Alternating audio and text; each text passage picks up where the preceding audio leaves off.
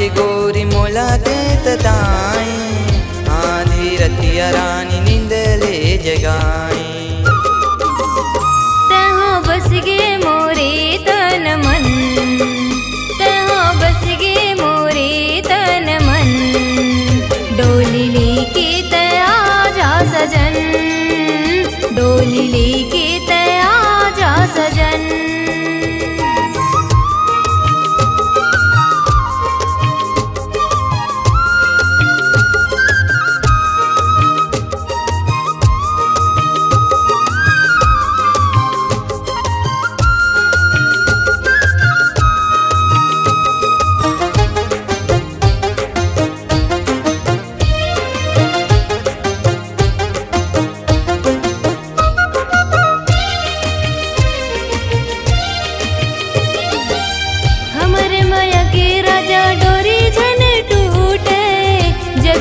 छूटे तोर माया झन छूटे,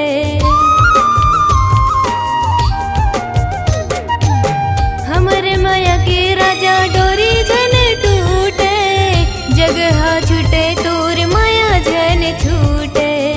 आना माया के गोरी गोठे गोठिया ले, अपन माया के रानी गिरिया खवाले।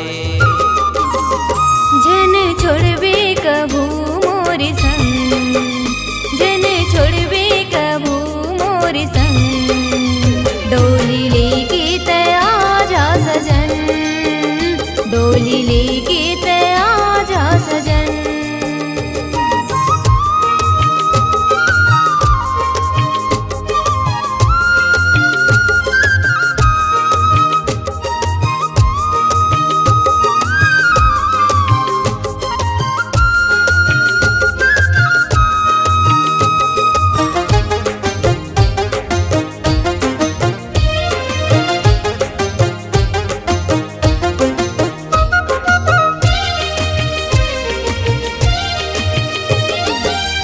जन्म जन्म के हवै तोरे मोरे बंधेना, लेके बारात आऊं मैं तोरे अंगेना।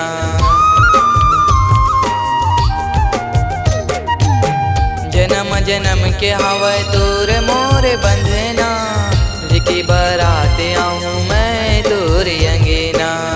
तोरी चिनावे के गा मेहंदी लगाऊं, मांग में अपन राज सिंदूर सजाऊं।